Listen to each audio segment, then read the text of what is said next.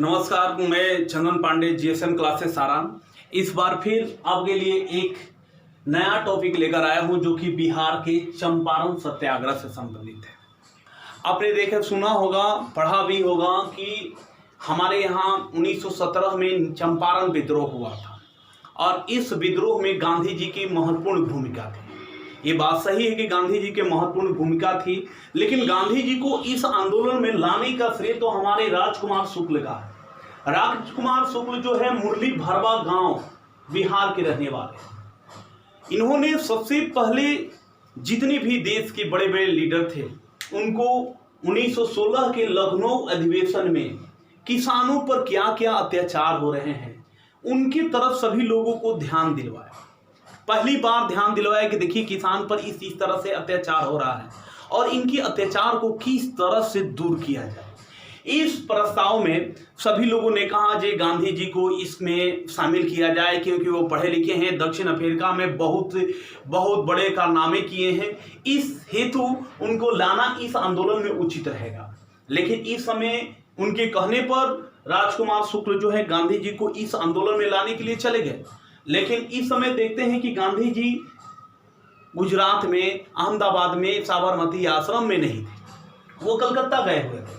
उनके कहने पर, यानी कि राजकुमार शुक्ल के कहने पर कलकत्ता से 10 अप्रैल 1917 को पटना आए।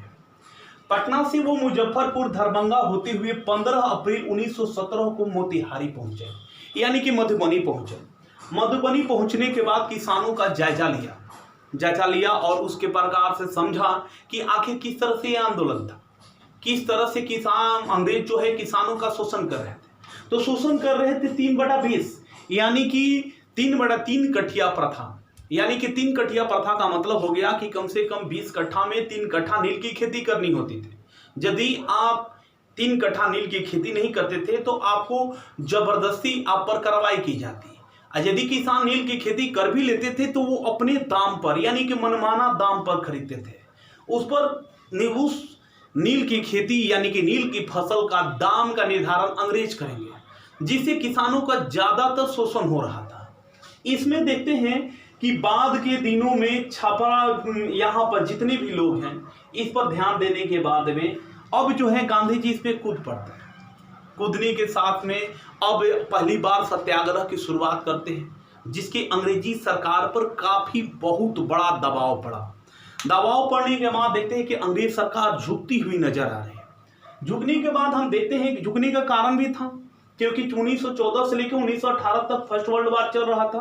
दो तरफा ध्यान हो जाता, एक तरफा ध्यान जो बाहरी युद्ध चल रहा था, एक हमारा गृह युद्ध जो किसान द्वारा हो रहा था।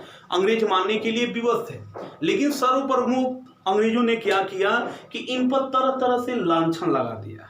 कहा कि आप आए हैं गैर संवैधानिक ढंग से, यहाँ पर जितने भी कार्य कर रहे हैं वो गैर संवैधानिक ढंग से कर रहे हैं और आपका आचरण भी गैर कानूनी है। तरह तरह के लांछन लगाते हुए इन पर कहा कि आप गैर से अयोग्य हैं, इसलिए आपको गिरफ्तार किया जाता है। गिरफ्तार करने के बाद में देखते हैं कि जितने भी किसान हैं अंग्रेजों के विरुद्ध खड़े हो गए, जिसके चलते वहां का जो उपराज्यपाल था, बिहार का उस समय उपराज्यपाल था एडवर्ड गेट ने गांधी जी को बुलाया। अब बुलाने के बाद में इनसे सारा जायजा लिया कि किसान के किस प्रकार दिक्कत हो रहा है। दिक्कत होने के बाद में गांधी जी ने सारी बात बताई। बताने के बाद उन्होंने कहा, एडवर्ड गेट ने कहा कि जिस जमीन पर आप नील की खेती कर रहे हो उसी जमीन पर आप नील की खेती करोगे, नए जमीन पर नील की खेती नहीं करोगे। साथ में भी किसानों की मूल्य में, यानी कि नील की खेती के मूल्य में जो भी वृद्धि हो रही थी और बढ़ा दिया। बढ़ाने के बाद में किसान खुश होने के बाद में देखते हैं कि ये जो आंदोलन है अन्य किसानों के लिए प्रेरणा का स्रोत मिला। ये देखिए, यहाँ पर छपरा के विभूषण शरण प्रसाद अन्य किसानों के शोषण और अत्याचार के विरुद्ध उनको भी प्रेरणा मिली। वो खड़े हो गए किसानों की हक की लड़ाई लड़ने के लिए। बाद में देखते हैं कि जून 1919 में दरभंगा राज के विरोध में किसान आंदोलन हुआ, जो कि विभूषण शरण प्रसाद, जिनको स्वामी विद्यानंद के नाम से जाना जाता है, वो जो है जो लगान वसूली में अत्याचार हो रहा था, जबरदस्ती जनता से जो अंग्रेज सरकार है, ब्रिटिश सरकार है, वो जनता से जबरन टैक्स वसूलते थे। इसके बाद अत्याचार करते थे, यदि टैक्स कोई नहीं देता तो उस पर अत्याचार करते थे। जंगल से जो भी फल फूल लकड़ी लाते थे उस पर मनमानी टैक्स वसूलते थे, यानी कि किसानों पर जबरदस्त अत्याचार हो रहा था। बाद में देखते हैं कि यहाँ के साथ साथ अन्य जगह भी छूटा नहीं रहा, सारे बिहार के किसान जागृत हो गए। जागृत होने के बाद पूर्णिया, सहरसा, मुंगेर, भागलपुर, ये सभी जगह किसान जागृत हो गए और किसानों की जनसंख्या में बढ़ोतरी हो गई।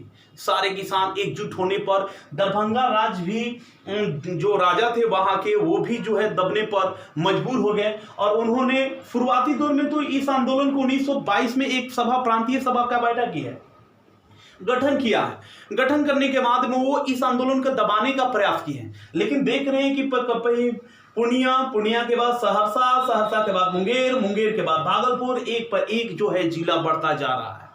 सारे किसान एकवट होते जा रहे हैं और इस तरह से देखते हैं कि इनकी जनसंख्या बढ़ गई। बढ़ने के बाद और भी जनसंख्या बढ़ सकती थी, इसलिए इनकी किसानों को मांग को स्वीकार कर लिया।